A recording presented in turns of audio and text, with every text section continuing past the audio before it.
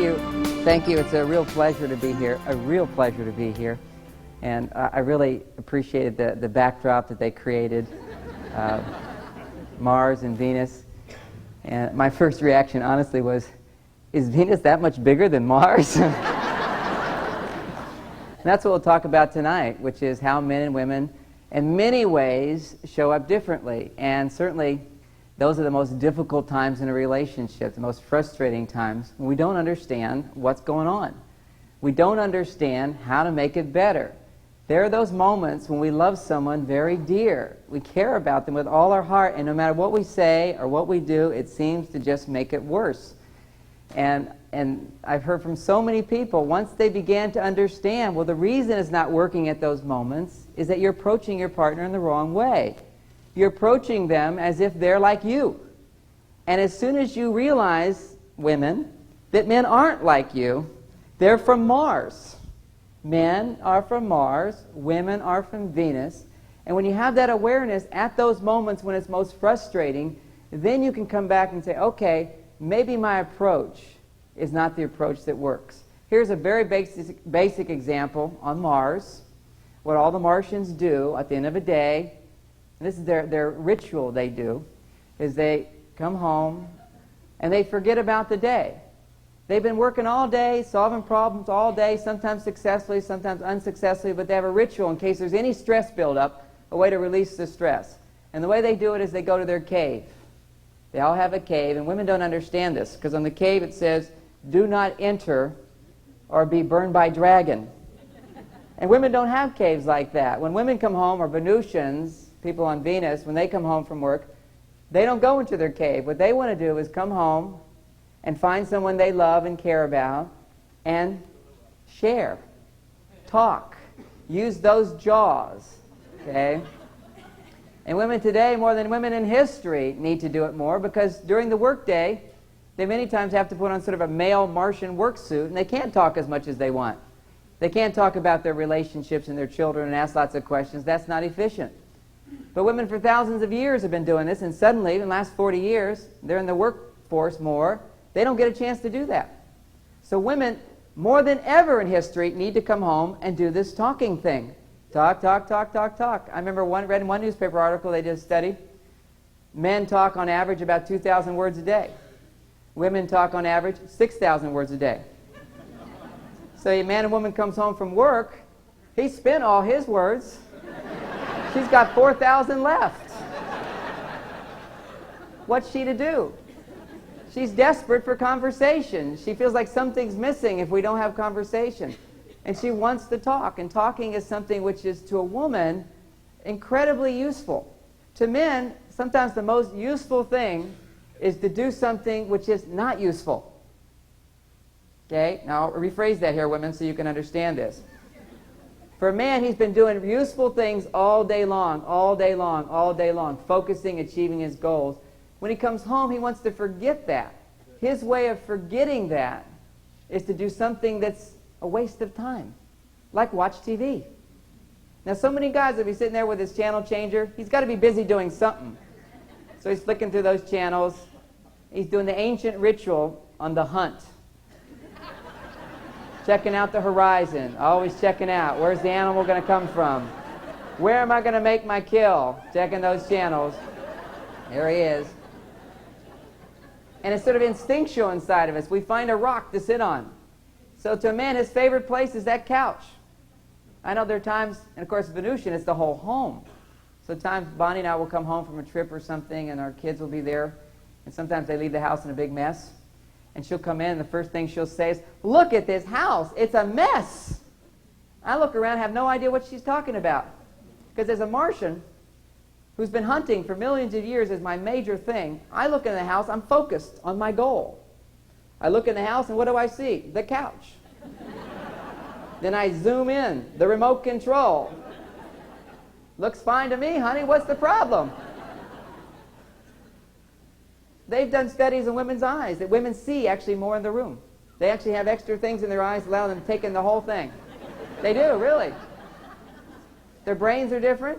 They have 40% more connective tissue from one side of the brain to the other. And what that means in practical terms, men, That's like we answer the phone, you have one conversation. When a woman answers the phone in her brain, 4 conversations are going on at once. 4 telephones are ringing, maybe 5 or 6. Okay? A lot of activities going on in her brain. They did one study of the brain differences. They found that women, well, we'll do men first, because that's the simplest. Spoken like a true man. Now, men think men are simple. Women think we're incredibly complex. We think women are incredibly complex. Women go, wow, we're not that complex. They're the ones that are complex. Okay? But anyway, here we are observing the brain activity when a man's talking. And see, when a man talks, there's a blood flow in this part of the brain, right up here. So all the scientists said, okay, that must be the communication center. Now, it's lucky that we had men to work on, because if we had women, we'd never know where the communication center is. Why?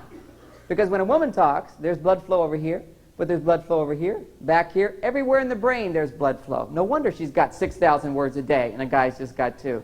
She's got so much more to say. And women think when they're married to a Martian, a guy, and he seems to not have much to say, she's all the time going, I married the wrong guy, he's retarded. If only I'd known this. I thought he was just nervous.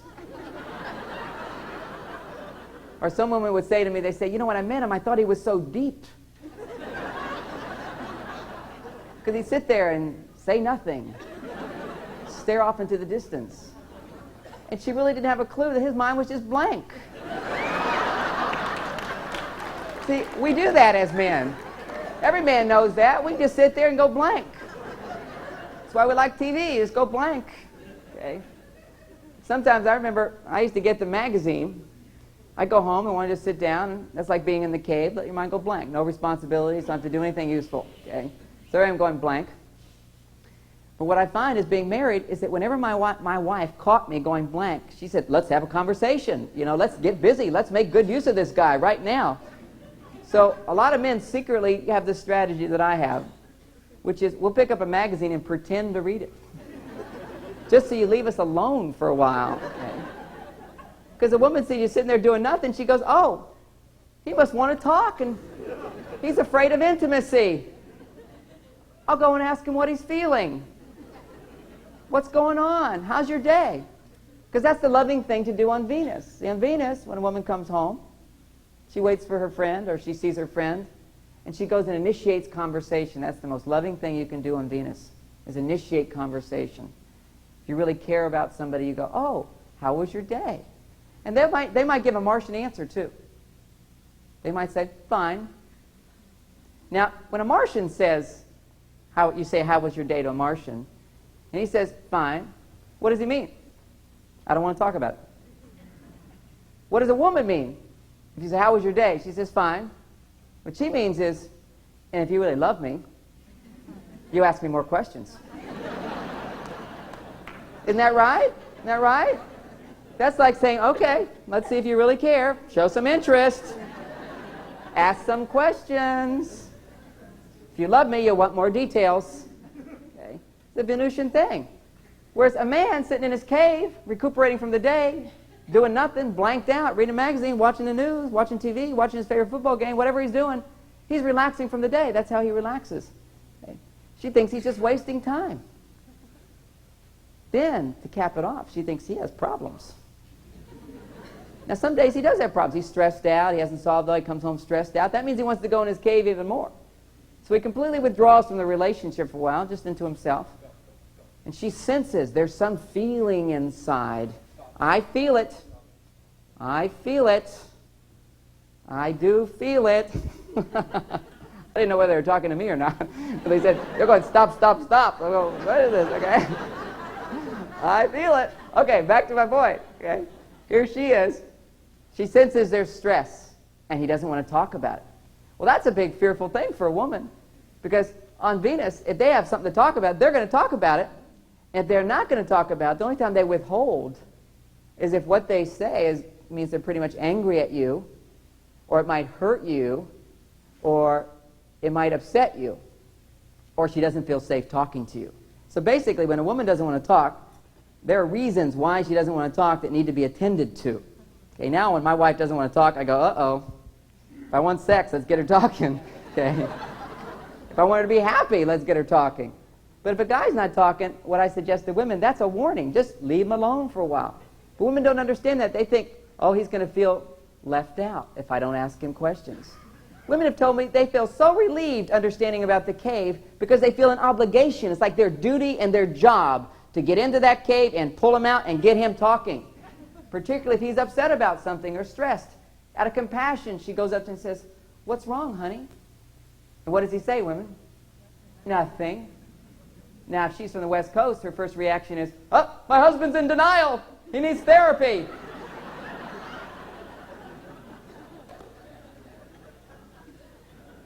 Now, in other parts of the country, it's more like he says, "Nothing," and she goes, "Oh, must be something." And then she says, "Well, how was your day? What happened? How was that meeting?" And what he's thinking inside is, why is she asking me all these questions? This is really bugging me. So he gives you quick answers. It was fine. It was okay. It was good. And she's panicking now. She's going, I got to come up with more questions to generate more conversation, to draw him out, to say, I care, I love you. So she goes into more details. She goes, did you make it on time to that meeting? He goes, oh, now she's on my case about getting places on time. And if he was late, he'll definitely tell you, no, I got there on time. It was fine. And she's going, what's the matter? What's wrong? He says, nothing is wrong. But I can tell you're angry, she says. I wasn't angry till you started asking me all these questions. She says, it must have come from somewhere. What is it? I'll listen. I'll listen. I don't want to talk. Just back off. You want me to back off? That hurts. I feel awful now. The guy's going nuts. He goes, can't I just have some peace and quiet without ruining your day? And for many women, it will ruin their day until they realize when he goes to his cave, he withdraws from the relationship. It doesn't mean he doesn't love her. It doesn't mean he's angry with her. He may be. You never know what's going on when he's in that cave. Okay? And if he is angry, again, the worst thing you can do is go in and knock on the cave. Then you get the blowtorch right away. Okay? You have to give him time to cool down.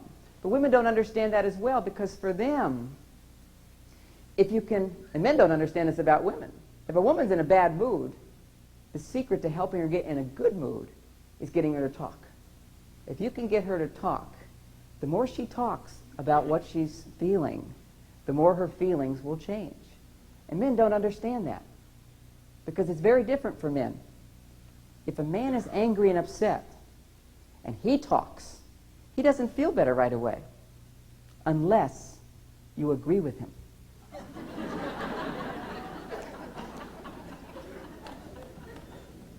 See, men are very action-oriented. When they communicate, when men talk, it's basically one reason: to convey information, to create a result. Men talk to create a result. So a woman will ask a guy a question, you go, why talk about it? There's nothing we can do about it.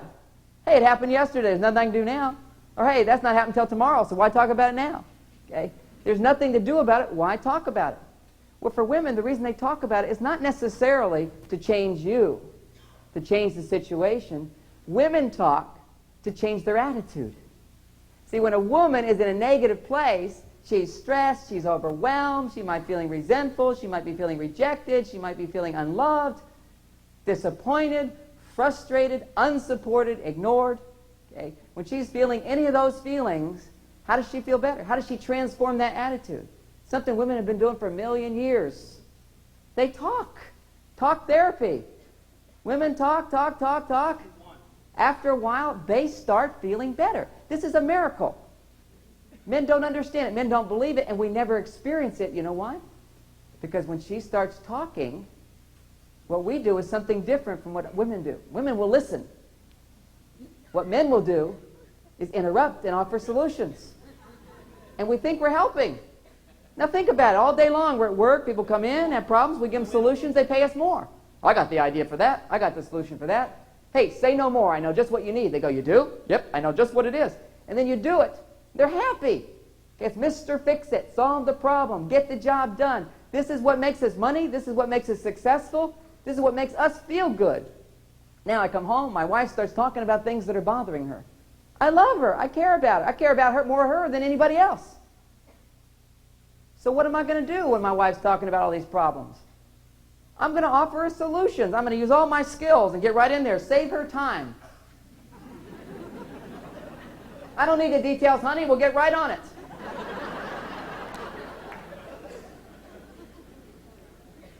Don't care about that. Don't care. Just get to the bottom line, would you? And sometimes she'll be talking just to feel good, get close, experience intimacy. She's talking. And she's doing this, and she's having a good time. I call it circling.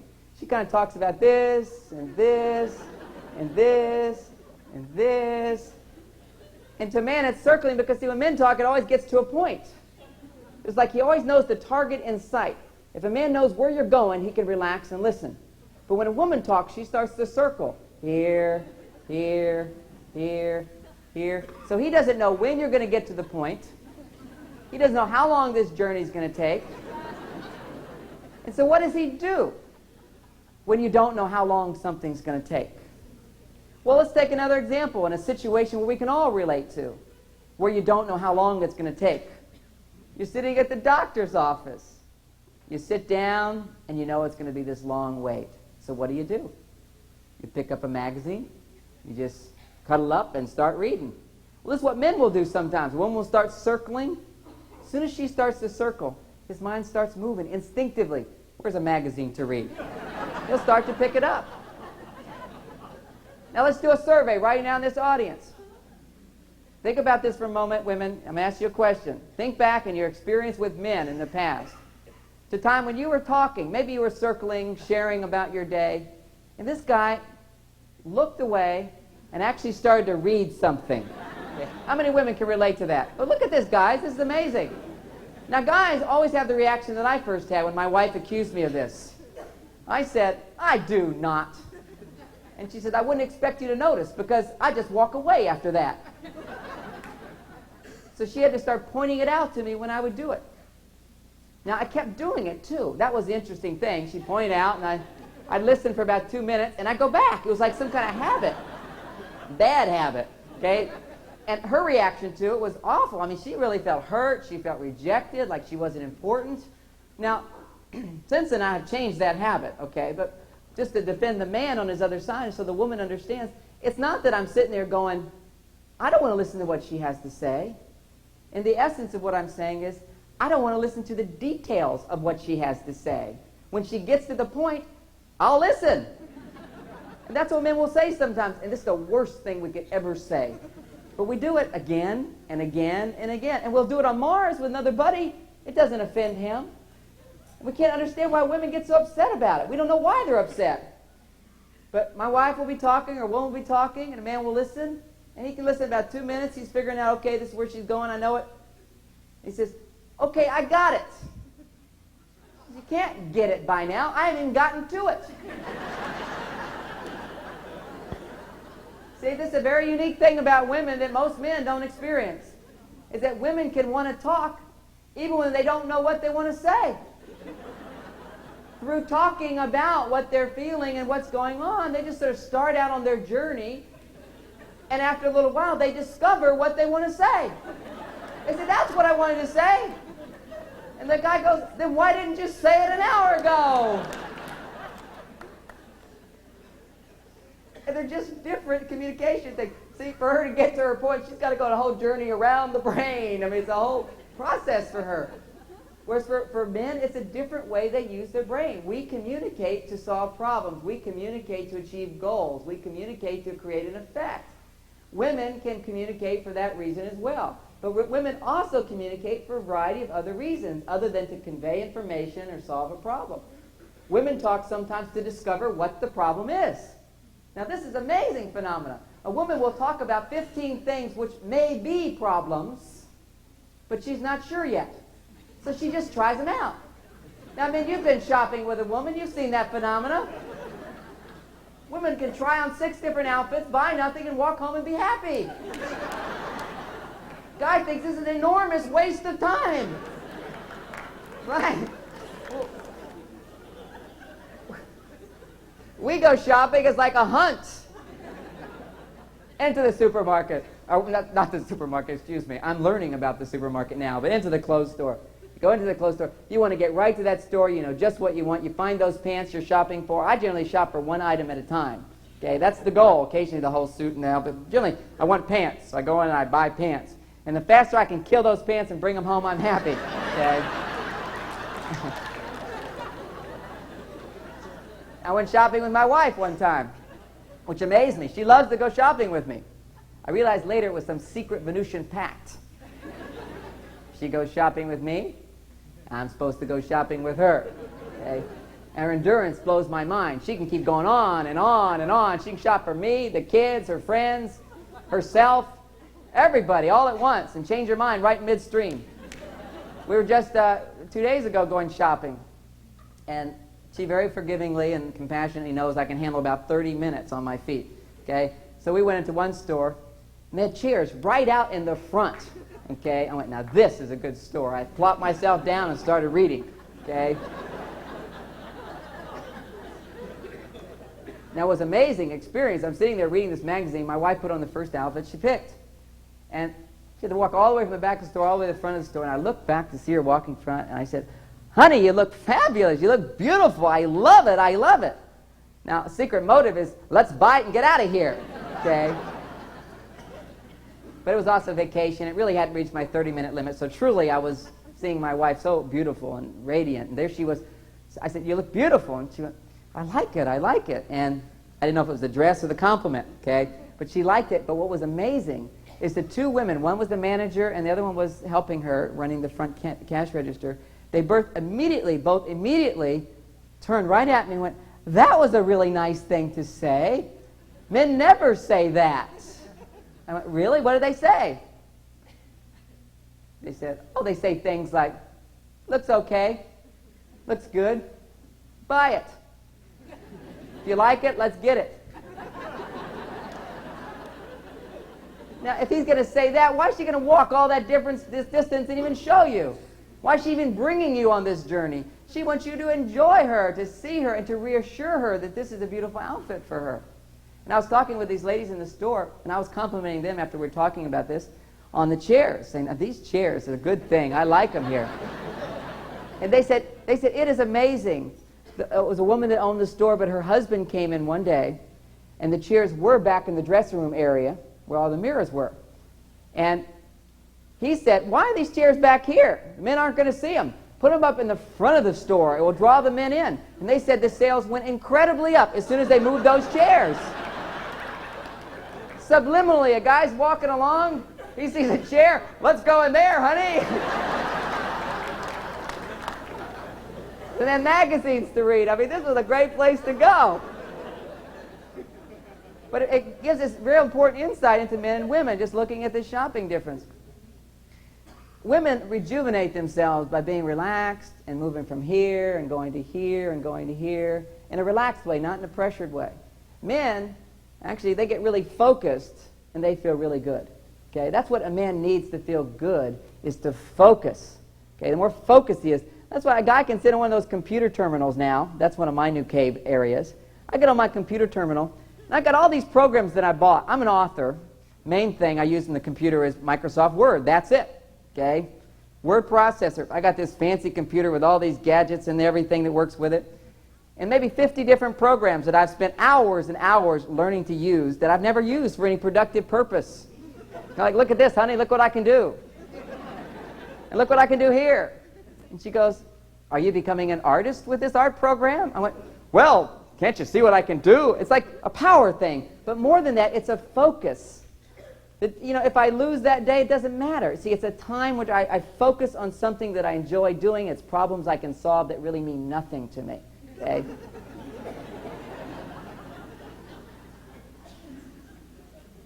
And she now, understanding that, she's very patient when she sees all the program bills coming in. Okay? She says, he's buying more programs. He's buying more programs. What does he need all these programs for? Then she remembers, he's from Mars. They need to waste time sometimes. Occasionally they need to waste a little money, too. I'll tell you, women, one of the most loving things a woman can say to a man. Let me say the most unloving thing she can say, and then the most loving. My wife used to say this a lot. Now she's learned to give me love, not to say it. but I used to buy certain things. She'd look at that and she'd say, how much did that cost?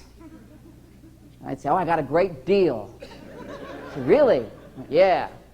I paid $1,500 for this. And her first reaction is, $1,500? You paid $1,500 for that? You could have got that to Good Guys for $300. What are you doing spending all that money on that for? And my reaction is, on an emotional level, oh, I guess I blew it again. Dumb me, Mr. Incompetent, can't be responsible. And she has no idea that's the way a guy takes it. Now, the loving thing to do that she could say at that time, she looks at that, she says, how much did that cost? I said, that cost $1,500. And she pauses. And she says to herself, if I say what I feel right now, it's going to hurt his feelings. So I will just not say it. She'll say, really? What features does it have? And then I get to justify spending all that money. Yeah. Oh, you could do this, and you could do this, and see what you could do here. It's more of a gizmo. It's more power. I can do this, and I can do this, and I can do this. She goes, wow, that really is something. And then she just walks out of the room, calls up a girlfriend, and says, can you believe what my husband spent money on? I can't believe blah, blah, blah, blah, blah, blah, blah, blah. And she gets to talk and talk and talk and changes her attitude. See, she could express her feelings. So women talk. They talk to make points the way men do as well, but they also talk to share, to discover. By having a good conversation, they discover what they want to say. They find out what they want to say. They talk sometimes to discover what's really bothering them, like shopping, trying on different outfits. They try on this outfit. Is this bothering me? Nope. Take it off. This bothering me? Nope. Take it off. It's just trying on, and getting to what is it, the actual feel for this, what's the fit? What's really me? Okay? That's the thing she's looking for, is what fits. And they do that through trial and error, through talking. What's amazing is that a woman can talk and talk about the problems of her day. This is another reason they can talk, in order to feel better. Now, the truth is, when I go out with some of my buddies, Martian evenings, I'll come home, my wife will say, what'd you talk about? Nothing. We went to the movie. Well, what'd you talk about? Not much. What? Don't remember. Mine's blank. Had a great evening.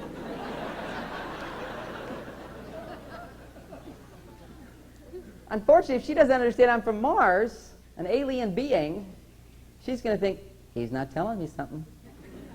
He doesn't want to tell me. What is it? What's going on? Need to get more questions. And she gets all confused because she would have lots to say. Truth is, she knows more about my best friend's life than I do. Why? Because she talked to his wife. Know all the details. One time he went on a vacation. I talked to him about his vacation thinking, I'll get a few details to bring home to my wife so she'll feel like we didn't waste the evening. So I wasted a few minutes getting details, okay? And got a few details. Well, how was that trip? I said, well, he said, fine. Changed the subject. I said, well, what was your hotel like? I knew that's what my wife was going to ask. So he says, it was great, you know, got a good deal, da-da-da-da, was right on the beach, da-da-da-da, and talked a little bit. So I said, okay, I'll be able to talk to my wife about that and tell her. So I came home and told her all about our conversation. She said, that's amazing. I talked to his wife, and she said they had to change the hotel 3 times. One of the kids fell off the diving board, got a bloody nose, you know. Somebody got sick with gonorrhea. He didn't know what to do, and she had to take control. See, he's not going to tell me all his problems. Men don't feel happy telling about their problems. If I go with the guys, oh, I blew this deal, I couldn't do this, I didn't know what to do there, I felt terrible about that, I was so afraid about this, I don't know what to do, I can't do anything anymore.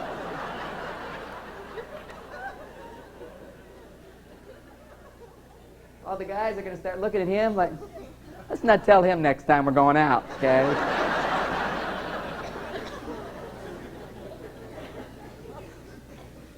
Now, we do talk sometimes, we have a problem, and we're looking for each other's advice, okay? If I have a problem, I say, oh, I've got this problem in my business, I don't know what to do. What do you think I ought to do? It's a great honor. He puts on his Mr. Martian fix-it hat. He says, well, what you got to do is this, this, and this. And I go, great idea. Thanks. And we had a great evening. I mean, that is wonderful. Got some good advice, and we're done with it. He feels, I gave him my advice. He appreciated the advice. He feels good. So now this is the Martian code of behavior. If you talk about a problem, you talk about it in order to get a solution. Okay? If you don't want a solution, don't talk about it. So now you're married to a Venusian. On Venus, you talk about all your problems in order to forget your problems. That's another amazing thing, men, about women. They talk about their problems in order to forget them. See, men don't understand that, because if I talk about my problems, I just feel more and more incompetent. Like, I haven't done this, and I haven't done this, and I haven't done this. Now I can't go to sleep at night. See, we have spent thousands of years learning how to forget our problems. We go to work, and then we do something like a hobby, and we forget all that stuff. That's our way of forgetting. And what's amazing, if we can then forget the problems at work during that time which women look at as useless time, if we can forget the problems at work, then a moment happens which is very precious. We forget the problems at work, and we remember what's most important to us, which is why we're even going to work, which is our family, our wife, our values inside. Our heart opens. It's so easy to just get caught up in achieving the goal, making the money, making the deal, putting in more hours, solving this, doing this, and you forget, why are you doing all this? You're doing it because you love your wife. You love your family. And if you're not married, you want to find somebody. You want to provide something wonderful for them. Some men never find that place, because they come home from work, they go into their cave. And like this one woman told me, she said, until I read your book, I realized I was a cave buster. She comes in with dynamite. I'm getting in here, you know. I'm breaking down the wall. I'm coming in after you. And she said, when I did that for years and years, my husband became she said, a tunnel digger. He's digging tunnels in that cave, going deeper and deeper and deeper and deeper. Which is what happens in so many lovely, beautiful people's relationships, because they don't understand the differences between men and women. So many times, all a man needs to do is just pull away for a while to find himself again, to relax, to forget the problems. And you know what else happens when he pulls away? He starts to miss you. He starts to miss love. He starts to remember, if you want to get love, what do you have to do? Give love. You have to get off your butt and do something in this relationship. But he doesn't remember that. He doesn't feel that motivation if he doesn't have a chance to find that place inside of him, which emerges after he's wasted some time, useless time, from a woman's point of view. Okay? The same thing is true of women. Women talk. Traditionally, what have men done when women are talking? Rolling our eyes. What are they talking about? They change one subject to another. They're wasting all this time. Let's get to the point. We think women are wasting their time, or our time, when they're talking. And literally what men have thought for a long time, until we start to understand women, is that women were a little out there because they talked.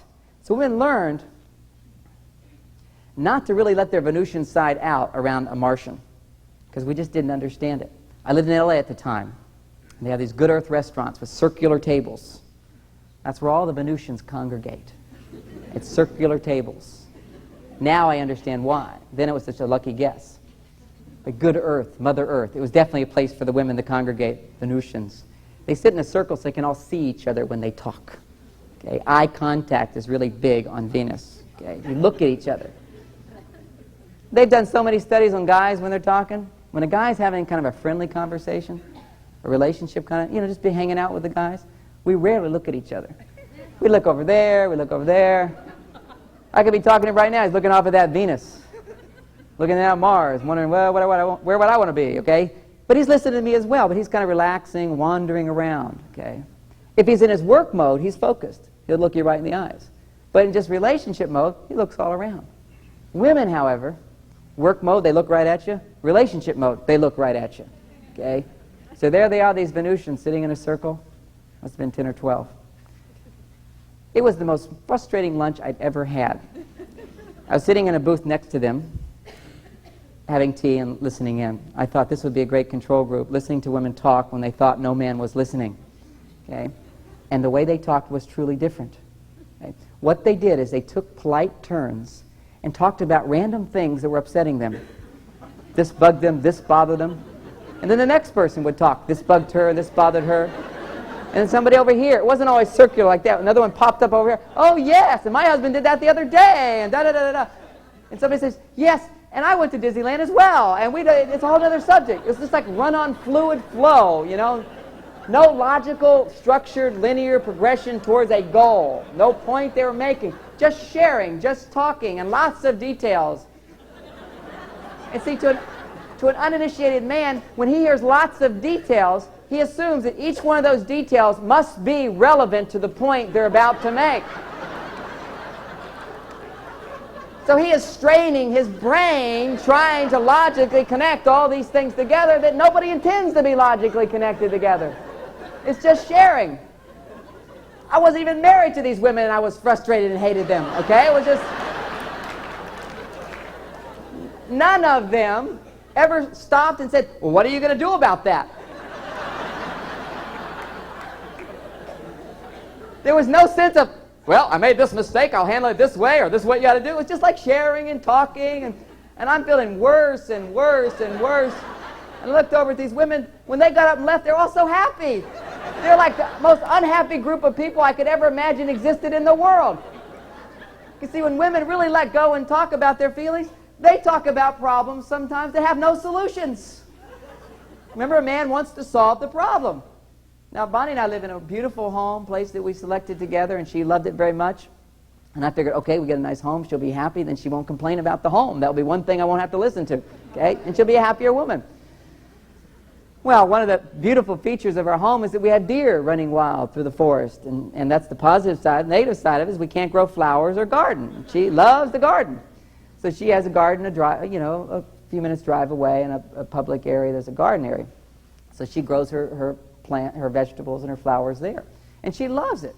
But occasionally she'll say, oh, I have to drive to the garden. I'm so tired. I wish I hadn't to go that long distance.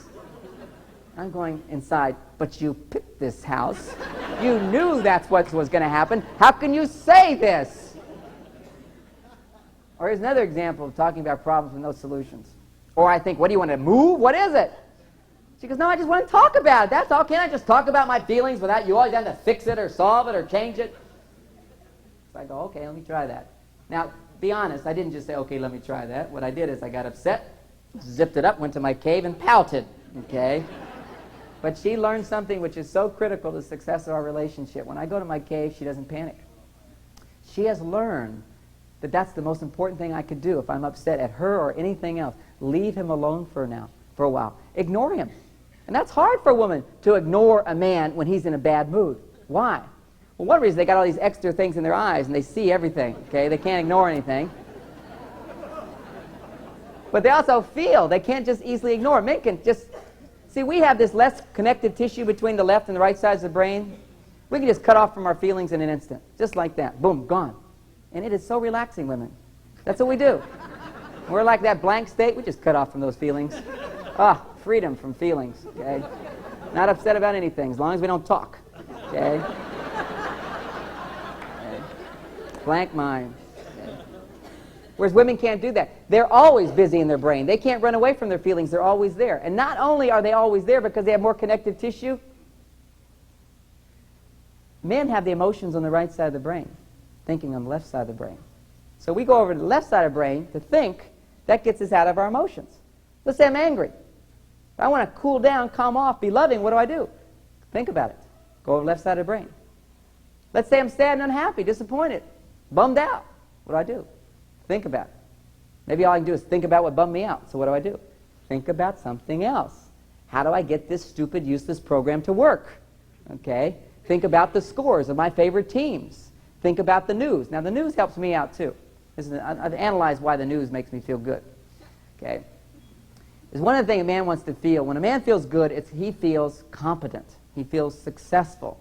A man feels always happiest when he's overcome a problem, solved it, achieved some goal, and now he can go brag to the world about it. Okay? It's like, yep, I did that, I did that, I did that. Okay, that actual effort, when he puts his effort forth and achieves a goal, it makes him feel really good. Or if he just does his best and he's acknowledged for it, it makes him feel really good. Okay? Accomplishment is the male side of us. Now, women feel good when they accomplish, but women feel most good when they have loving relationships. See, when they have relationship, nurturing, caring people in their lives, that's what's most fulfilling for women. Most fulfilling for men, achieve that goal. Okay. Now, I did something which is classic. I do it almost in every lecture. I started to get really creative using the right side of my brain. And see, I don't have all that connective tissue between the right side and left side of the brain. So I went a little bit too far over the right side of the brain. Forgot my point. Here I am.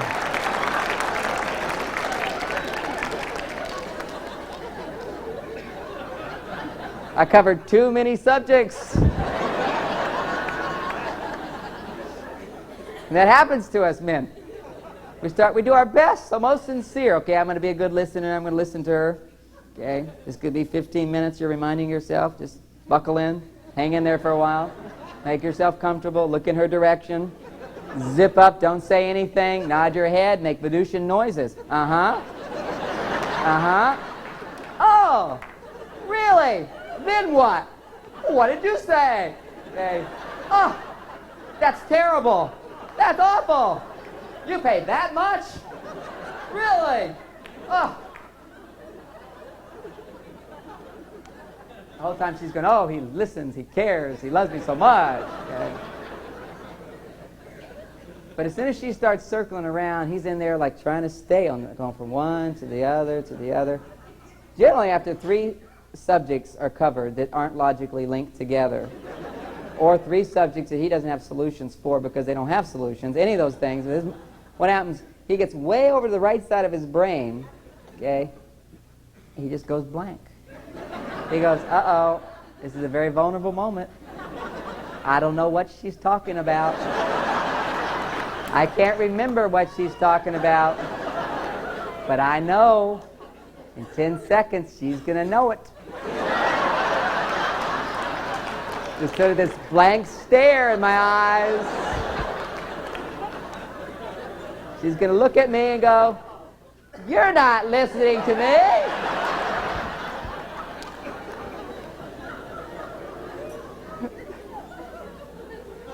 He says, I have been listening. She says, what did I say? He says, I forgot. And she knows he didn't forget. He wasn't listening. You see, women always remember. They thrive. They feel tremendously guilty if they forget something. They're remembering everything. They're remembering all this stuff. Okay, back to remembering. I can remember my point now. So I was talking about 15 minutes ago about women when they go shopping, and that makes them feel really good. They expand. Same thing when they talk. It's like random sometimes. So, oh, might buy that. Might wear this. Is this how I feel? Nope. This is how I feel? Nope. This. Oh. You know what's amazing? She can be upset about 15 things, and she can go home from that upset and buy nothing. The problem, women, is that you assume that we understand that process. Instead, all you have to say is one magic word. If you're upset and you're talking for a while, and you see he's like getting more beat up by this thing. Oh, nothing can make her happy. No matter what I do, I'll never make her happy. I'm married to a bottomless pit of problems. Okay. He's like getting beaten up, and she's just thriving, talking about this, talking about this. Pause. Look at him. Pause. Well, actually, one time my wife said this to me. She didn't pause in the middle. She waited till she was finished. And she looked at me and she says, you look the way I felt. That's all I needed to hear. It was amazing. I said to her, you mean that's the way you felt? You don't feel this way anymore? She goes, no, I feel much better. I said, how can you feel better when you just talked about 20 things that make your life miserable? And she says, you listened. I listened. That makes you feel better? She says, yeah, I feel much better now. She says, you don't have to have all those problems solved before you feel better? You can go to sleep right now if you wanted. Well, not right now, but I can go to sleep later. I feel great. You listened. This was so wonderful. You didn't even interrupt. And what was amazing, all she had to do was say that. And I went, oh, I didn't waste all this time. I did something. I made her feel good. This is the most amazing thing about men. It can be quite a neurotic thing as well, but it has a good benefit. Okay? That is, men take credit for whatever you feel. Okay? And they take credit for anything that they want to take credit for. But it's like if I take my wife to a movie, and she enjoys the movie. She goes, oh, that movie was great. That was wonderful. I love that scene when he said this and this and this. I go, yep, I wrote that scene. I take credit for it. I brought her to the movie, didn't I? So I'm responsible for this. She says, ooh, these are such great seats. I say, yep, I organized this. Tonight, my wife might say to me, John, that was such a great backdrop. I'm like, yep, I organized this. I didn't even know they were going to do it, okay? but I get to take credit for it. Okay? Men love to take credit for things. Take my wife to the symphony. She enjoys the symphony. I could sleep through it. But afterwards, she says, oh, that was so wonderful. I go, yep, I conducted that symphony. That was my symphony. I take her to a restaurant. Okay. And these are all the things, at the beginning of the dating season, when the marriage and the relationship, they're dating, a lot of him taking you places. And this is actually where those romantic bonds start that we forget, or that we get lost, that they get lost. Which is, I take her to a restaurant. Let's say we're dating.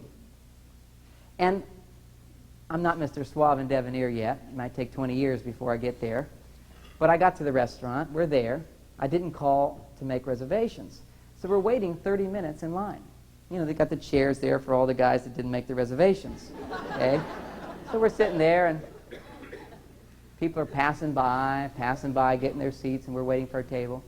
Well, we're just dating. She's so happy to be with me that she enjoys waiting for the table. She goes, oh, it's great, no big deal. To her, she's just talking, chatting, talking. He's listening. Okay? Now, one of the reasons men listen so much in the beginning is they're gathering information. But once they understand you, they figure they don't need to gather information. Now, I know you. Why do we have to keep talking? Okay? So he's gathering the basic information, so he's real attentive and everything. She goes, I finally met a man who'll listen. Okay? Well, we all listen until we get the information. Then what else do you listen to? Okay? Now, we can learn to. Once we can get beyond that. I don't want to present a picture like men can't learn to. But we have to learn with the right approach.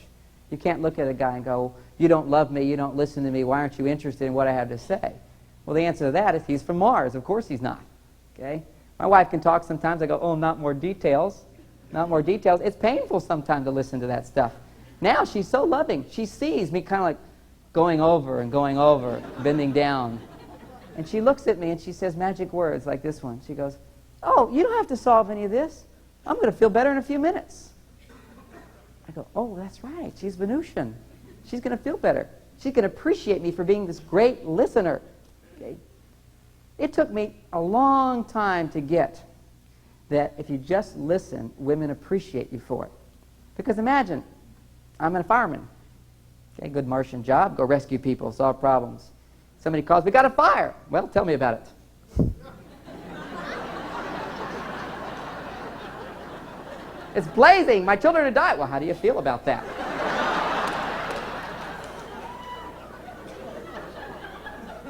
What are your hopes? What are your dreams? Let's share. I also felt that way once. No, he doesn't like share and talk, ask questions, he gets the details. Where are you? And he gets there. It's like, fix, solve the problem. Okay? That's what men do, and that's what they're appreciating their work for. Not just listening, but suddenly you get in a relationship, and that's what women want. That's all they want, men, the most important thing. Now, you think that's not all they want. You haven't met my wife. Okay? I met a lot of wives as a counselor and as a teacher, thousands, and you'll see them tonight. See, every woman that gets divorced from a man, if she initiates the divorce, there's one reason she'll say. The reason is always, he doesn't listen. He never listens. I can't talk to him.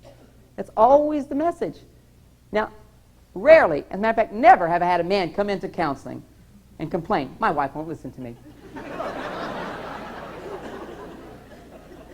She won't even touch me affectionately anymore. She only touches me when she wants sex. Men don't complain about that. Women do. They say all the time, he only touches me when he wants sex. He won't just touch me out of love. He's changed. In the beginning, he used to always touch me. He had his hands all over me. Take her to the side. I say, he really hasn't changed. The situation has changed. She said, what do you mean? See, in the beginning when he was dating you, he had his hands all over you because he couldn't touch you yet where he wanted to touch you. See, men are very goal-oriented.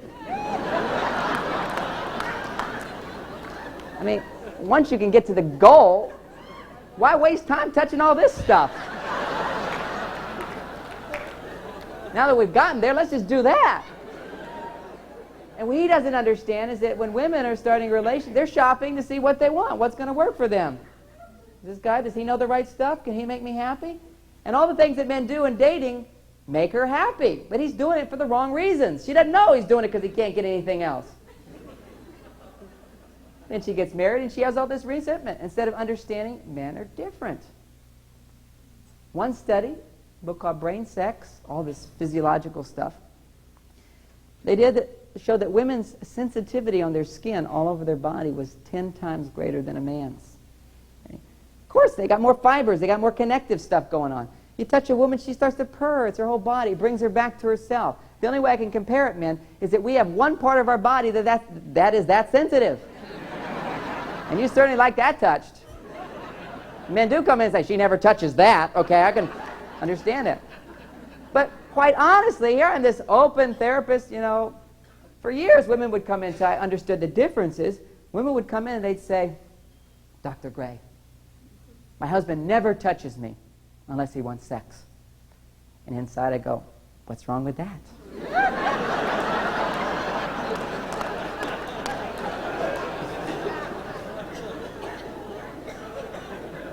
At Stanford, they also did a study which measured hormones, certain hormones in the body associated with people that like to be touched. Cuddling hormones. Women, you all have them. Okay? Men, you had them when you were babies. And as you go into puberty, testosterone comes up, and it's like rock and roll music, and those little cuddling hormones is off in the background. You can't even hear them. It's not that important for most men. Some men have developed those hormones, okay, but not all. Most of them, they go to puberty, I want sex. Why waste time on this other stuff? It's very goal-oriented again. So women, you have this cuddling hormone, and men don't understand it. So men doesn't go, oh, she just wants to be held. Guy goes, held? What's that do? Nothing. I mean, truthfully, my wife had to teach me what cuddling meant. I read this article with one of those Dear Abby columns, and exactly her sister Abigail, and I think that's her name. And in her column, she said it was the biggest response she'd ever received was in response to a woman's question. And the question was, as a woman, I care more about cuddling than sex. And sometimes I have sex just for the cuddling.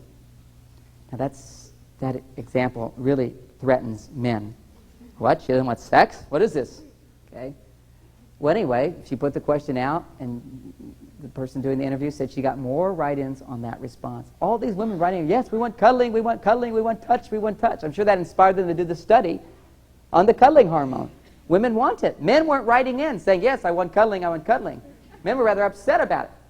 But now I have the solution to this, men, so you don't have to walk away being upset about it.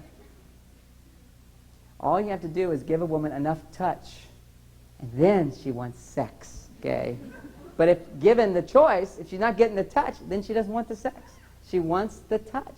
And the touch brings her back to her body, sensitizes her to her body, to her awareness of herself. And then she starts to get into her own pleasure, and then sex is this thing that she really wants. Otherwise, she doesn't want it as much. Men, they're biologically hooked up to want it. Okay? It's real clear cut. For women, where they want sex, sometimes they're the full moon. They're like the moon. The full moon, they want it. The half moon, we could have sex if I get some cuddles. The new moon, it's like, who would want to do that? Okay? So you got a whole range. Now for men, we don't understand it because men are not like the moon when it comes to sex. Men are like the sun. Every morning it rises.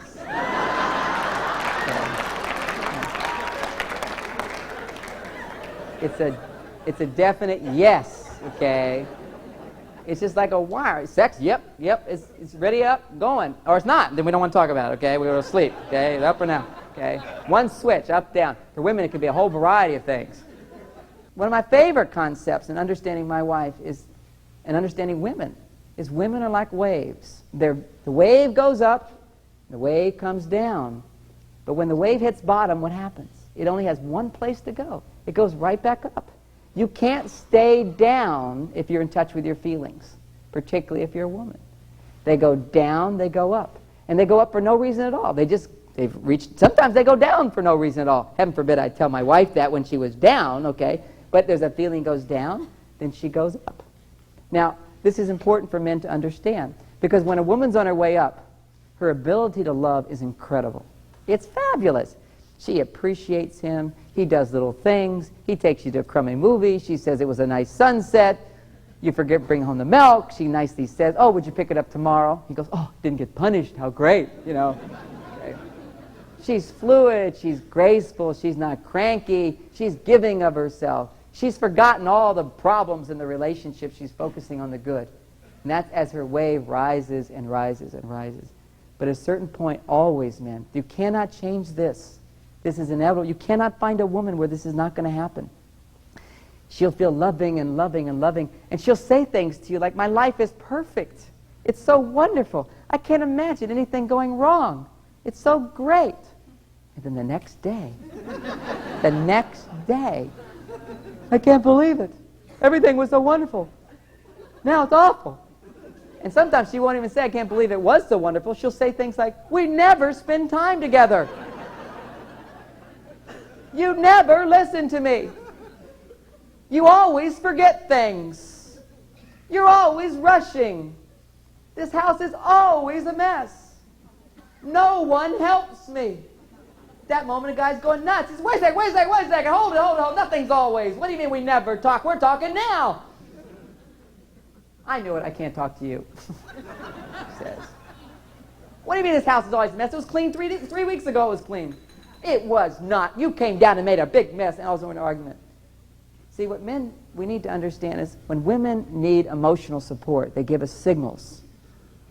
They're very clear to other women, but we men misinterpret them.